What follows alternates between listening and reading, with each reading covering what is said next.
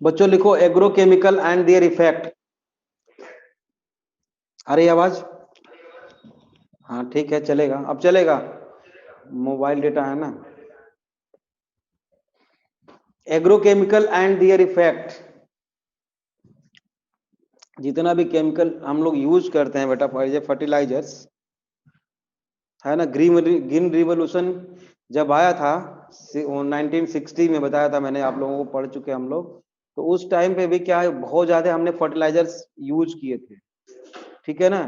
Agrochemical and there effect में लिखो बेटा, एज ए रिजल्ट, मैंने एक इलेक्ट्रॉनिक ई वेस्ट के बारे में एक छोटा सा नोट्स भेजा था, ग्रुप पे डाला था, पढ़ लेना उसको आप लोग, है ना। As a result of green revolution, as a result of green revolution,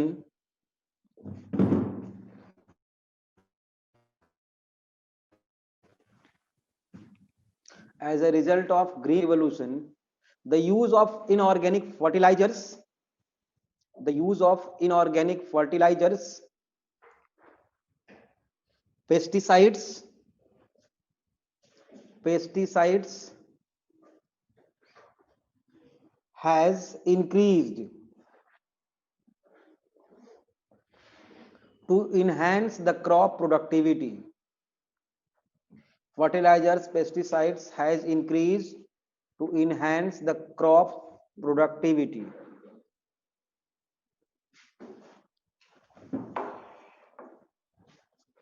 To crop productivity, full stop. Pesticides, fungicides, herbicides,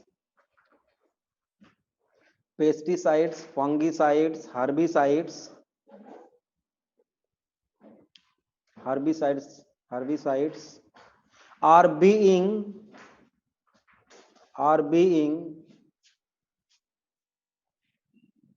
increasingly used to serve this purpose, are being increasingly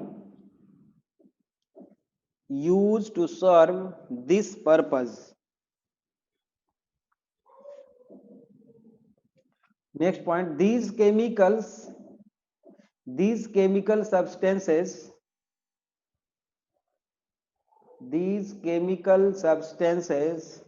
are toxic to non target, मतलब जहां जिसके लिए use हो रहा है वहां पे नहीं, जहां पे हमको नहीं भेजना चाहिए वहां भी ये बायोमैग्निफिकेशन के थ्रू पहुंच ही जाते हैं, है ना।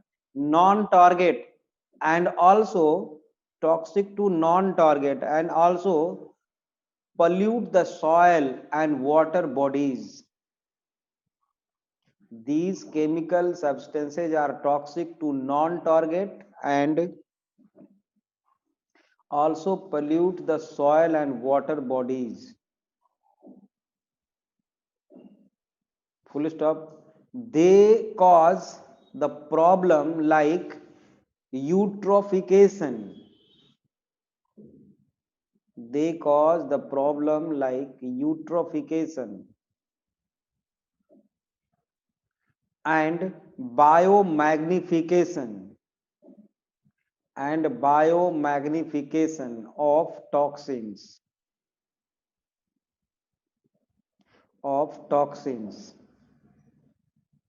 Due to this, agriculture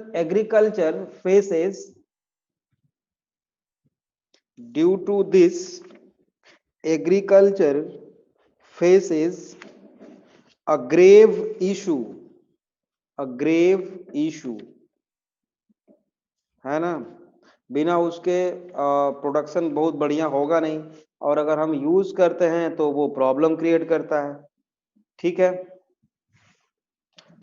next है टॉपिक बेटा, नेक्स्ट टॉपिक है organic farming.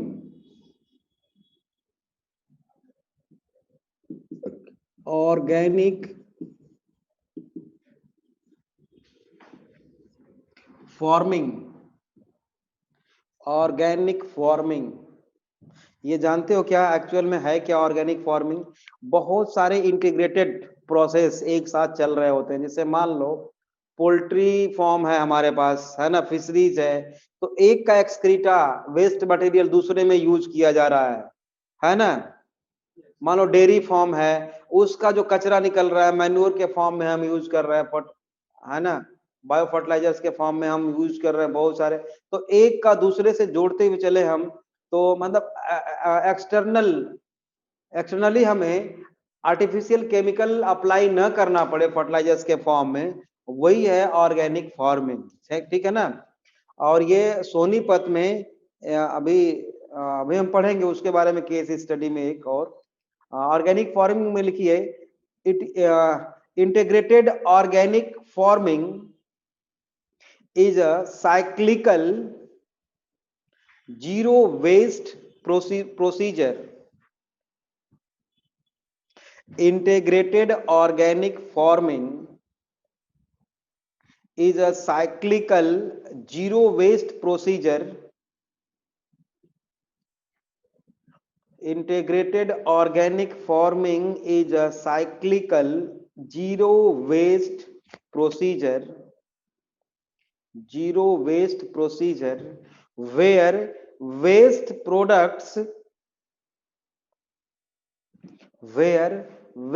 products from one process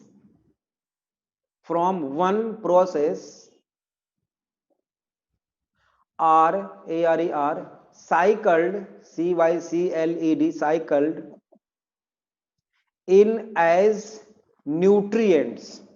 cycled in as nutrients, for other process।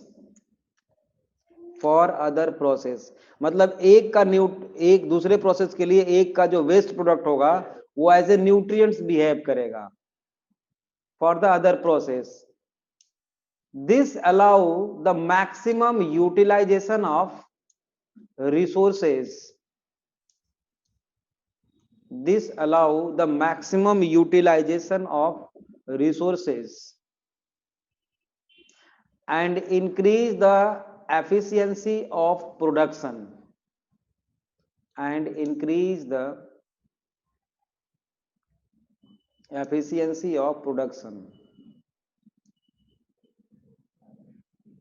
जैसे हम मैन्योर, एनिमल एक्सक्रीटा को मैन्योर में कन्वर्ट कर सकते हैं कि नहीं कन्वर्ट कर सकते हैं? हाँ, मैन्योर जैसे मान लो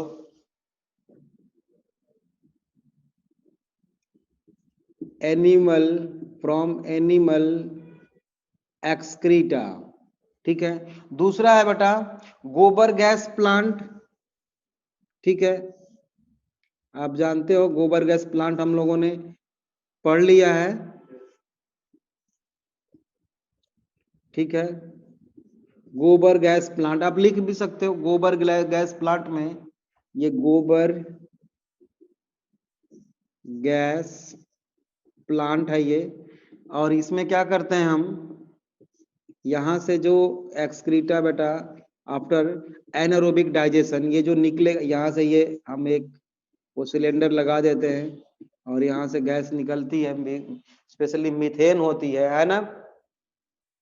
तो इसमें जो प्रोड्यूस किया जाता है वो क्या होता है बेटा, मैन्योर, वेस्ट प्रोडक्ट गोबर गैस का, यही तो मैन्योर होता है, ठीक है, यही होता है ना। और नेक्स्ट हेडिंग दो, कंपोस्टिंग। कंपोस्टिंग एक्चुअल में कंपोस्ट क्या होता है, जो ग्रीन मैन्योर होता है बेटा, ग्रीन जो एक्सक्रीटा, ठीक है। हाँ, जो कंपोस्ट होता है ना, कंपोस्ट जैसे कि जो क्रॉप वेस्ट है, ग्रीन वेजिटेबल का रिमेन्स है बेटा, ग्रासेस है, प्लांट लीव्स है, काउ डंक है, आल्सो मतलब ये सारे सब कुछ में को जो फर्मेंट कराते हैं लगभग 6 महीने तक, तो वो कन्वर्ट होता है किसमें, मैन्योर में। समझ रहे हो, मतलब यहाँ पे हम एक गड्ढा खोदे छोटा सा एक इसमें, और ये सब इसमें हम डालते चले जाएं, कंपोस्ट, समझ रहे हो। इसमें हमने क्या रखा हुआ है,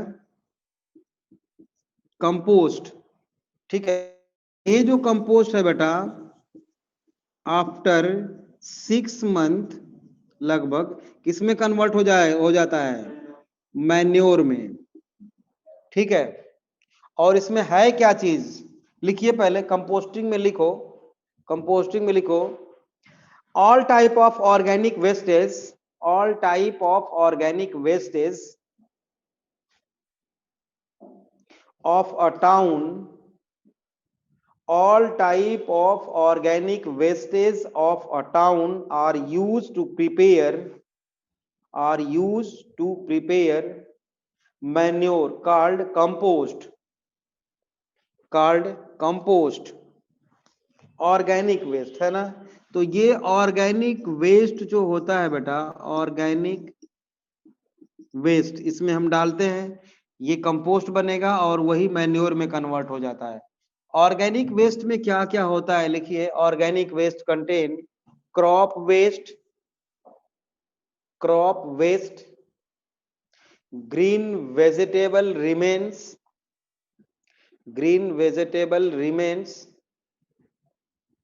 grasses, crop waste, green vegetable remains, grasses plus plant leaves plus cow dung etc.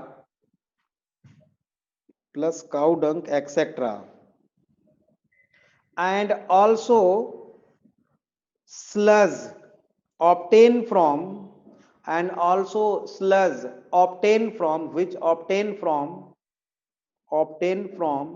आप बताओ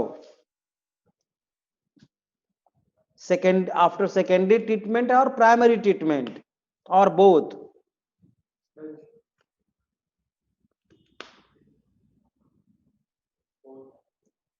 बिल्कुल प्राइमरी ट्रीटमेंट के बोथ बेटा, अर्पण वर्मा बहुत बढ़िया, बोथ क्यों, क्योंकि प्राइमरी ट्रीटमेंट के बाद जो बचता है उसको भी तो हम उससे भी तो बायोगैस प्रोड्यूस करते हैं। तो after primary treatment, from primary treatment and activated sludge after secondary treatment, after क्या, वो भी सेकेंडरी ट्रीटमेंट में ही आता है लगभग, जो हम एनारोबिकली डाइजेस्ट कराते हैं वो भी तो सेकेंडरी ट्रीटमेंट में ही आता है, समझ रहे हो, वो भी सेकेंडरी ट्रीटमेंट में आता है। अब एक चीज और बताओ, जो मैं पहले भी आप लोगों से पूछ चुका हूं, उसको रिपीट करते हैं कि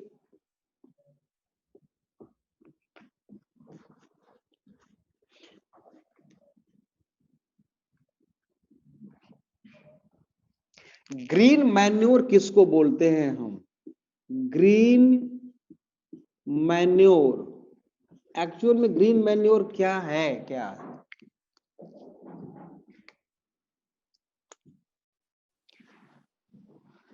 इसको समझने के लिए ये देखो, ये एक लैंड है सॉइल में और यहाँ पे इस सॉइल में न्यूट्रिएंट परसेंट मान लो 30% है, ठीक है। इसमें मैंने बेटा हमने कुछ प्लांट्स ग्रो किए, जैसे बरसीम हमने ग्रो कर दिया, ठीक है, हमने बरसीम ग्रो कर दिया, कुछ प्लांट्स ग्रो किए, फिर बाद में इसको हमने क्या कर दिया, प्लगिंग कर दिया,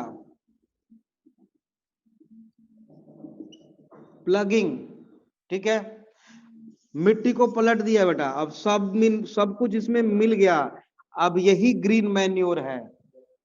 तो अब आप ये बताओ कि इसमें न्यूट्रिएंट परसेंटेज इंक्रीज होगा कि डिक्रीज होगा कि इक्वल रहेगा,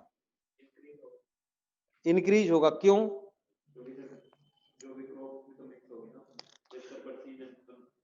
तो क्रॉप ने न्यूट्रिएंट्स जो लिया था वो कहां से लिया था, सॉइल से, क्या, हाँ क्या, बोलो बोलो बोलो बोलो, फोटोसिंथेसिस, ठीक, बिल्कुल सही बात है बेटा, बिल्कुल सही बात है। मतलब इनमें न्यूट्रिएंट परसेंट इसलिए बढ़ गया बेटा क्योंकि फोटोसिंथेसिस के थ्रू इन्होंने जो बायोमोलिक्यूल्स बढ़ाए हैं, तो फोटोसिंथेसिस के लिए CO2 तो कहां से लिया गया है, एटमॉस्फेयर से।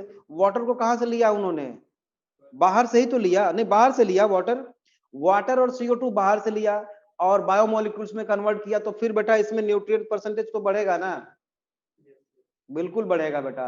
तो जो इसको हम प्लगिंग करके मिला देते हैं, यही एक्चुअल में ग्रीन मैन्योर होता है। ग्रीन मैन्योर समझ में आ गया सबको। अब एक एक हेडिंग दो, केस स्टडी लिखना है आपको, केस स्टडी, ऑर्गेनिक फार्मिंग का केस स्टडी। रमेश चंद्र डागर कहां के रहने वाले हैं? Sonipat.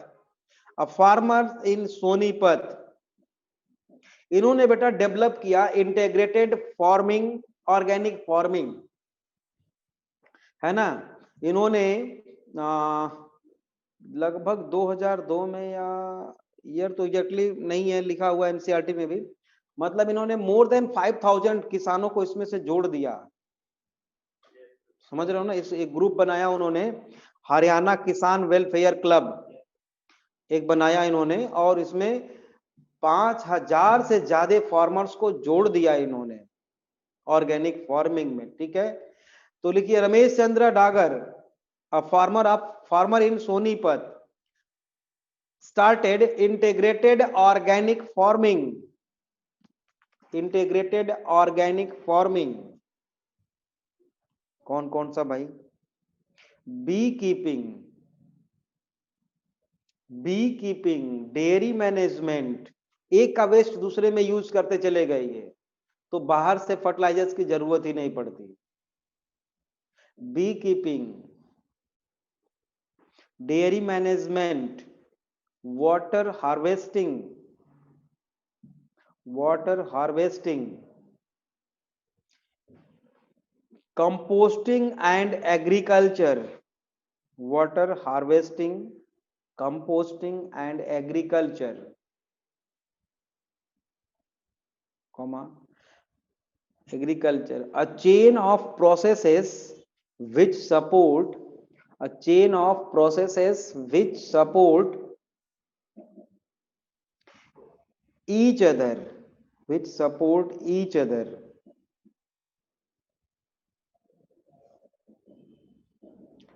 and allow an extremely economical, and allow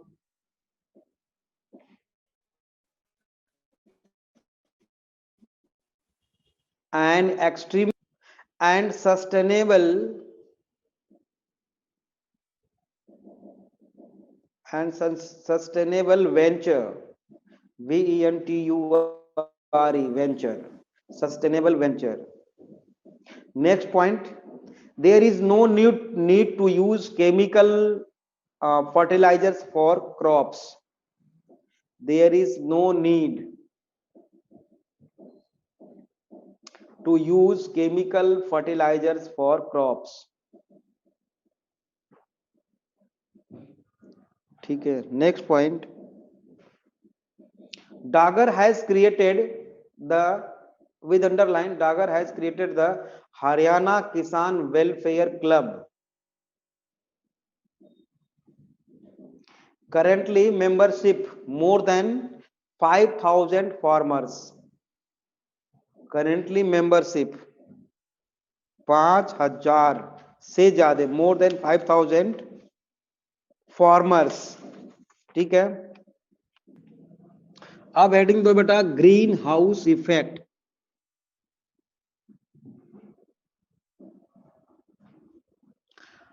अर्थ से सन का डिस्टेंस कितना है?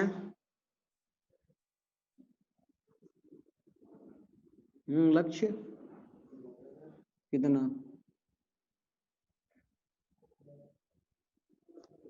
मतलब एक दिन में पहुंच जाएंगे हम लोग? हाँ लगभग 15 करोड़ किलोमीटर्स, सही है कि नहीं है? 15 करोड़ किलोमीटर्स। और मून हमारे अर्थ से कितना है दूर? 4,84,000 किलोमीटर्स लगभग। इतना ही है? इतना कम है क्या? ज्यादा लग रहा है, मून का ज्यादा लग रहा है। 4,84,000 किलोमीटर्स, ज्यादा नहीं है।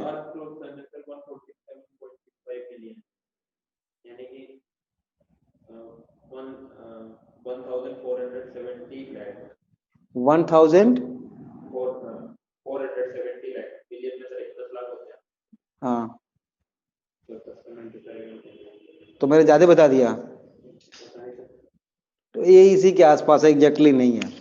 चलो बात ये है बेटा, हाँ थोड़ा सा हम ये देख, हाँ ये मान लो अर्थ है बेटा, ये क्या है अर्थ, तो अर्थ का जो सॉलिड पार्ट है, सॉलिड मास अर्थ पे जो है, ये जो सॉलिड मास है,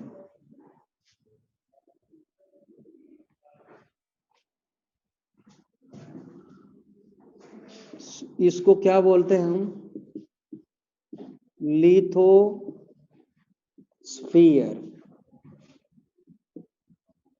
सॉलिड मास है ना, सॉलिड मास।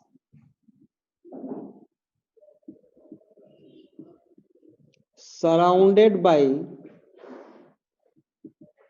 गैसियस इनवेलप, और उस गैसियस इनवेलप को क्या बोलते हैं,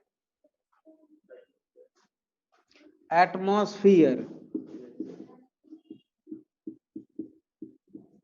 एटमॉस्फियर बोलते हैं। और इस अर्थ पे बेटा जहां जहां भी कुछ वाटर है, और ये वाटर का परसेंटेज ज्यादा है बल्कि, है ना, इसको क्या बोलते हो आप, जो लिक्विड है,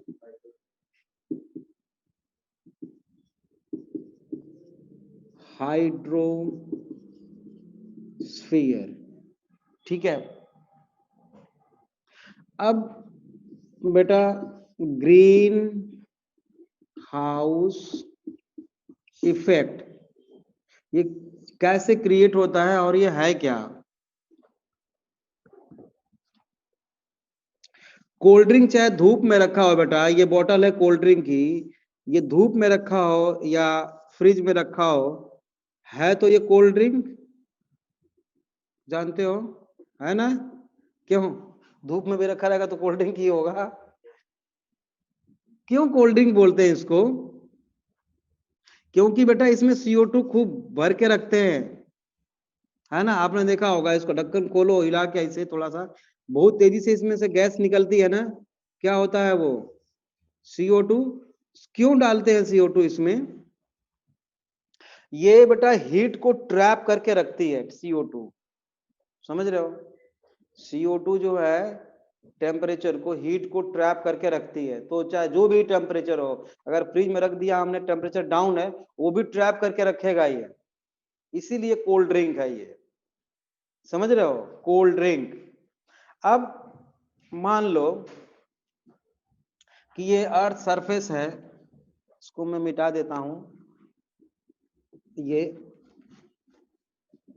इस CO2 का इफेक्ट देखेंगे अब हम, और भी बहुत सारी गैसेज हैं,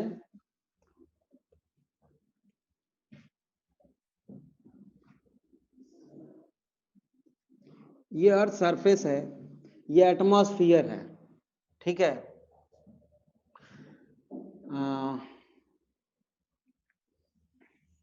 मान लो ये इंडिया है, यहाँ पे क्या होगा, श्रीलंका होगा, कहीं बहुत सारी हैं अलग अलग। और जो अभी हमने पिछले चैप्टर में पढ़ा था, कार्बन साइकिल पढ़ा था, carbon cycle, carbon cycle, carbon cycle में क्या है बेटा कि ये ग्रीन प्लांट्स हैं, ये प्लांट्स हैं बेटा, ये क्या करते हैं, प्लांट्स क्या करते हैं, CO2 को एब्जॉर्ब करते हैं फूड के लिए, प्रिपेयर करने के लिए बेटा, और CO2 प्रोड्यूस कौन करता है,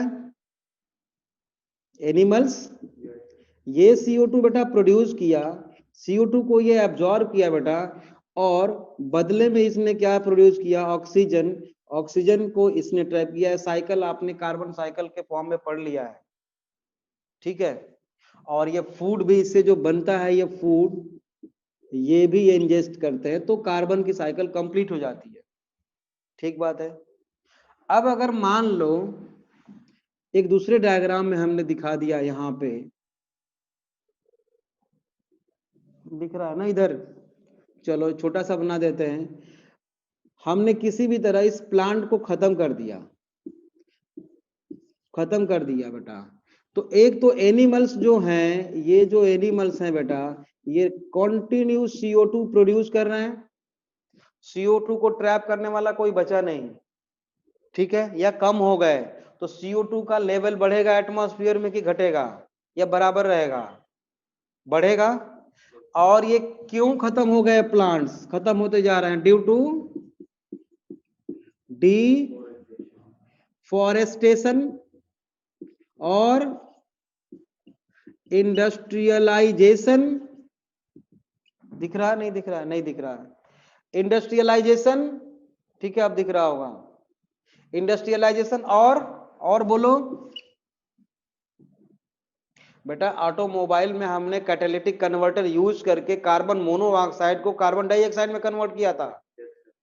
तो हम कार्बन डाइऑक्साइड में कन्वर्ट करके ये खुश हो रहे थे कि हमने कार्बन मोनोऑक्साइड को कार्बन डाइऑक्साइड में कन्वर्ट कर दिया। लेकिन ये भी क्या अच्छी बात है क्या? जो लिमिट है CO2 का वो तो हम बढ़ा रहे हैं, है ना। अनडिजायरेबल चेंज तो एटमॉस्फेयर में कर रहे हैं हम ना। तो हाँ, फिर क्या यहाँ पे लिख दूं? बाई ऑटोमोबाइल्स, ठीक है। तो बेटा ये सब कुछ जो हो रहा है उससे CO2 का लेवल बढ़ रहा है, अमाउंट बढ़ रहा है, परसेंटेज बढ़ रहा है एटमॉस्फेयर में, ठीक है। और CO2 की प्रॉपर्टी हम जानते हैं बेटा कि कार्बन डाइऑक्साइड क्या करती है?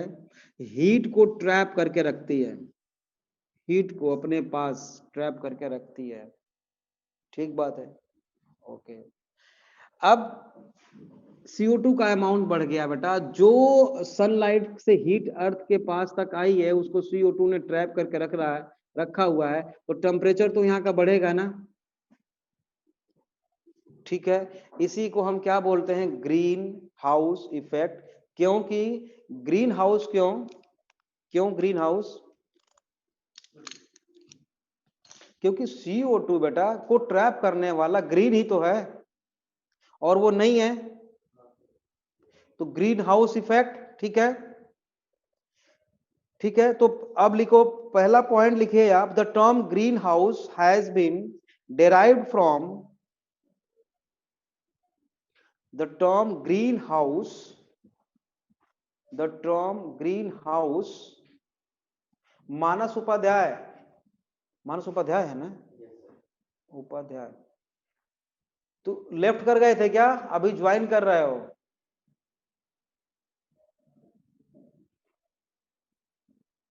या इंटरनेट की प्रॉब्लम है? मानस बोलो।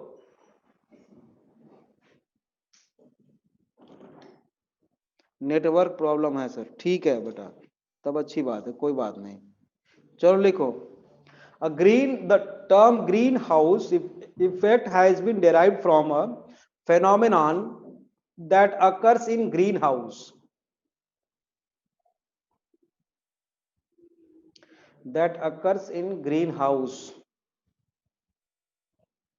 ठीक है। नेक्स्ट पॉइंट लिखेंगे, green house effect is a natural phenomena, इसको अंडरलाइन करना। Green house effect is a natural phenomena, ठीक है, natural phenomena that is responsible for heating of earth surface, that is responsible for heating of earth surface and atmosphere,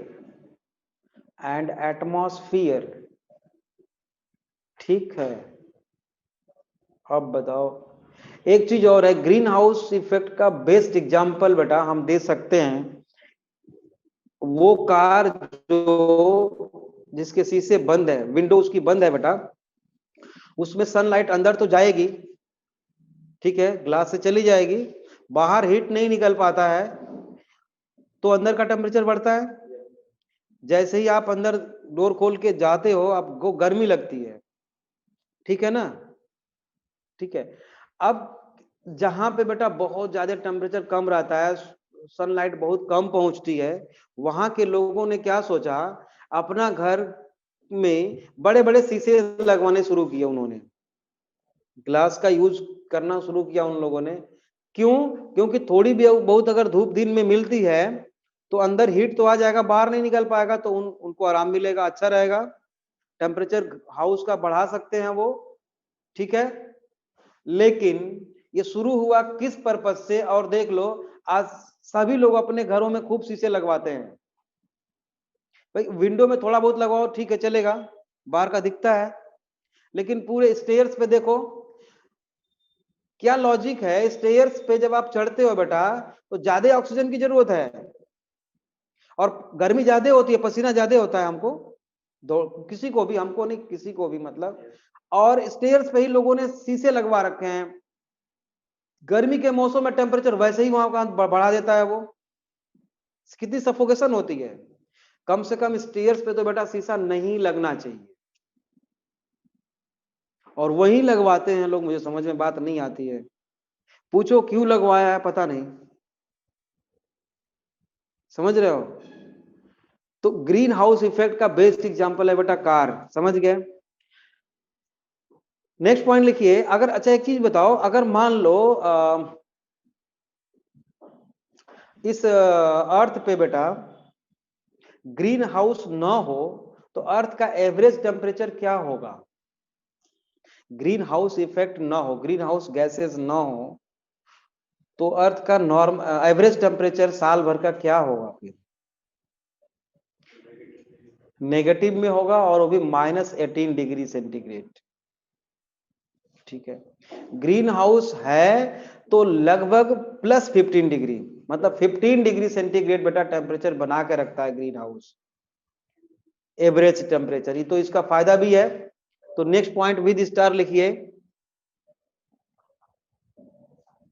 green house maintain temperature, greenhouse maintain temperature of earth surface is equal to, क्या लिखोगे, 15 degree centigrade in bracket average, in bracket average, ठीक है। Next point लिखोगे, without greenhouse temperature of earth surface, without greenhouse temperature of earth surface कितना हो जाएगा बच्चे? Minus is equal to -18 degree centigrade, -18 degree centigrade,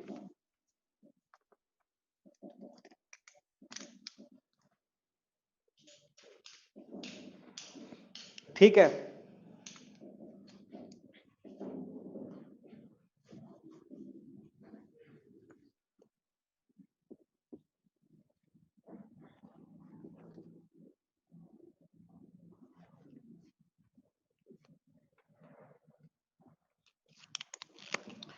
बेटा ये मान लो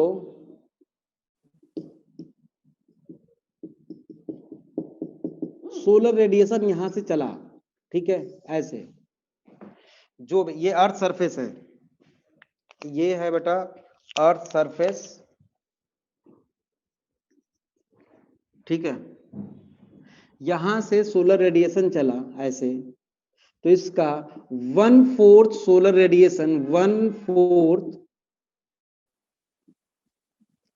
solar radiation trapped by the clouds,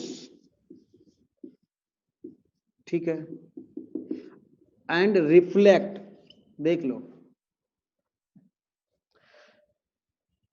लगभग 1/4 का मतलब कितना हो जाएगा? 25% सोलर रेडिएशन trapped by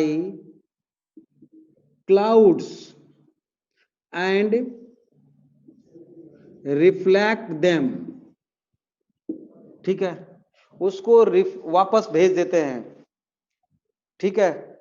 1/4 तो वो ट्रैप किए क्लाउड्स और वापस भेज दिए क्लाउड्स ने, ठीक है। कुछ थोड़ा बहुत एब्जॉर्ब करते हैं भी हैं, थोड़ा बहुत एब्जॉर्ब करते हैं, लेकिन टोटल वो 1/4 में हम कंसीडर करते हैं उसको, ठीक है। अब बाकी का 75% पहुंचता है अर्थ पे, ठीक है, 75% पहुंचता है। तो जो अर्थ पे आया बेटे यहां पर, उसका कुछ पार्ट फिर से रिफ्लेक्ट होता है और उसको भी क्लाउड्स ट्रैप कर लेते हैं, लेकिन इसका कुछ पार्ट होता है, फ्यू पार्ट। ठीक है, और ये जो है एक चीज और है, यहां पे एक चीज चल रही है भाई, अर्थ सरफेस के पास एक चीज चल रही है, major part trapped bye CO2, जिसको कि ग्रीन हाउस बोलते हैं हम।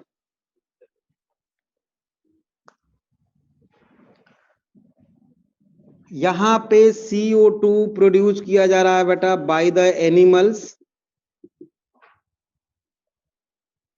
और ये प्लांट्स हैं, ये इसको ट्रैप करते हैं, फिर ये फूड को लेते हैं बेटा, फिर ये CO2 प्रोड्यूस करते, चल रहा है, साइकिल चल रही है ये।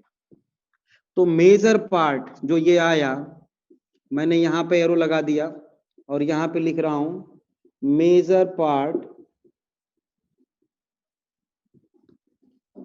of heat is trapped by greenhouse gases, greenhouse gases like CO2, like CO2। ठीक है, इन्होंने ट्रैप कर लिया और ये साइकिल कंटिन्यू चलती रहती है बेटा, CO2 को ट्रैप करते रहते हैं, और लगभग half of the solar radiation incoming, half of incoming solar radiation falls on earth surface and hitting it। इस पे यहां पे लिखना है हाफ, ठीक है ना, half of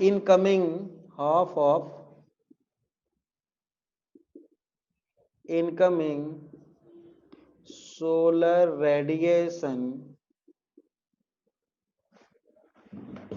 half of incoming solar radiation falls, हाँ दिख रहा है, on earth surface, on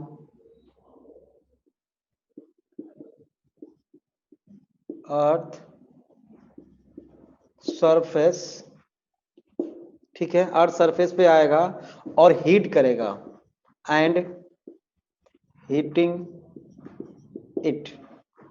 तो एक तो इससे टेम्परेचर बढ़ रहा है बेटा, मेंटेन हो रहा है, और दूसरा ग्रीन हाउस गैसेस से 1/4 तो क्लाउड सब ट्रैप कर लेते हैं और वापस भेज देते हैं। ठीक है, समझ में आया? जो अर्थ सरफेस जो एब्जॉर्ब करता है ना, यहाँ पे आता है वो, उसमें से भी कुछ वो वापस भेज देता है बेटा। तो यहाँ पे स्टार लगा के आप लिख सकते हो, चाहो तो लिख लो, earth surface re emit in the form of, earth surface re emit in the form of infrared radiation, infrared radiation with star लिखना है इसको, earth surface re emit in the form of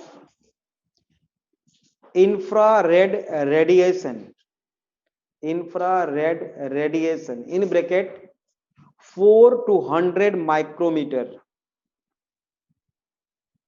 4 to 100 micrometer mu m। Next point लिखिए,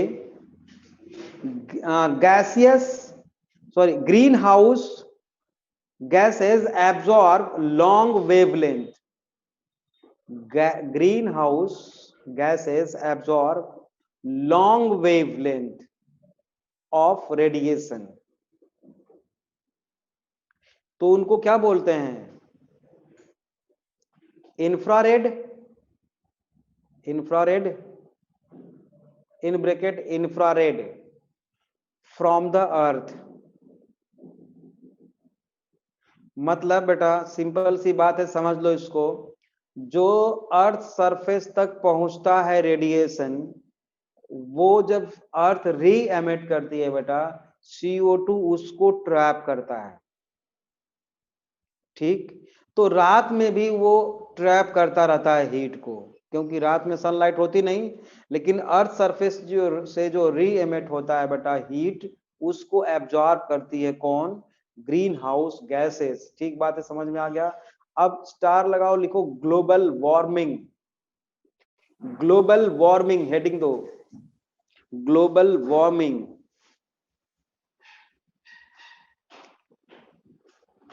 global warming,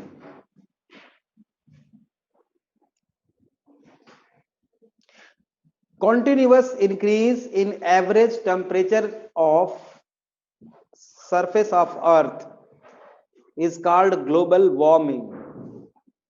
Continuous increase in average temperature of earth surface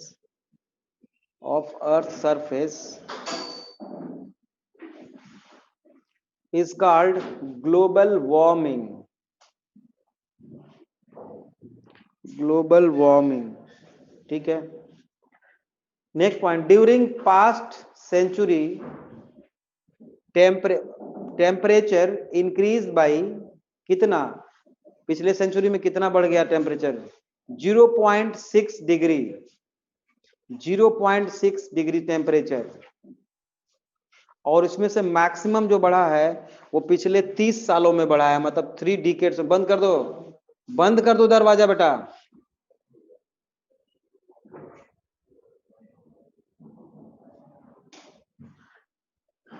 increased by 0.6 degree centigrade in bracket, most of it during the last 3 decades, पिछले 30 सालों में बेटा, है ना। 70, 80, 90 और 10 के दशक में। ठीक है, अब एक एनसीईआरटी में पाई चार्ट बनाया है क्या, गोल सा? हाँ, ग्रीन हाउस गैसेस में सबसे ज्यादा कंट्रीब्यूशन किसका होता है? कार्बन डाइऑक्साइड का, CO2। बनाओ अभी पाई चार्ट बनाओ। Relative contribution of various greenhouse gases to total global warming, GHGs, greenhouse gases बोलते हैं उसको। ऐसे लिख दो, बना लो ना, ऐसे गोला बनाओ। और सबसे ज्यादा 62% CO2 है, 60%, 60% है, 60% CO2 है बेटा। और 20% इसके बाद क्या है? 20% CH4 है, मीथेन है, उसके सेकेंड गैस है ये। उसके बाद क्या है? CFCs 14% है क्या? 14% CFCs है। और बहुत कम, लगभग 6% क्या है? हाँ, N2O, ये है 6%। ग्रीन हाउस गैसेस बहुत जरूरी है, इसका परसेंटेज याद करना। अब लिखिए कॉजेज ऑफ, नीचे तो लिख दो, कम से कम नीचे लिख दो पाई चार्ट के, relative contribution of various greenhouse gases, various greenhouse gases to total global warming. ठीक है, लिख लिया। अब लिखो causes of global warming, heading दे दो, कॉजेज ऑफ ग्लोबल वार्मिंग।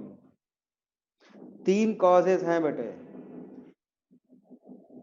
पहला क्या लिखोगे? High level of greenhouse gases like CO2, CFC etcetera. दूसरा क्या कारण है बेटा? डिफॉरेस्टेशन। और तीसरा है increase in population. Causes of global warming में पहला रीजन है बेटा high level of greenhouse gases. दूसरा रीजन है बेटा डिफॉरेस्टेशन।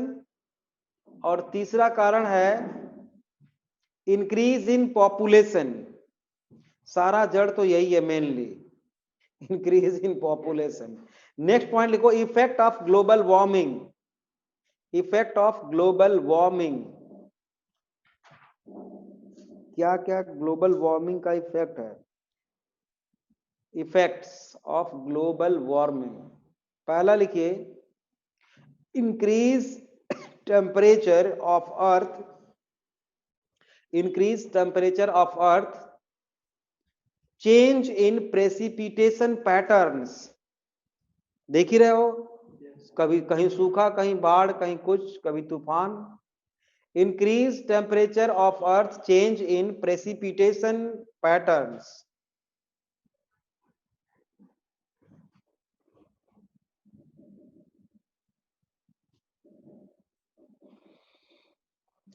ठीक है। नेक्स्ट पॉइंट दूसरा, scientist believe that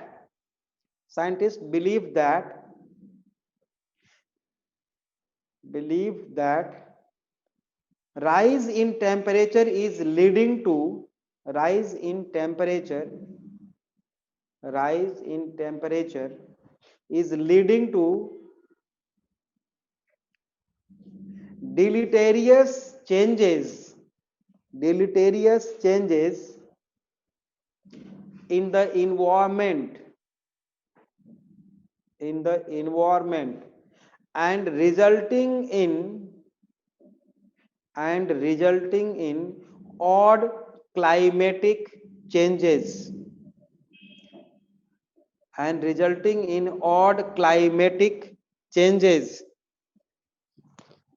in bracket क्या लिखोगे, EL नीनो इफेक्ट,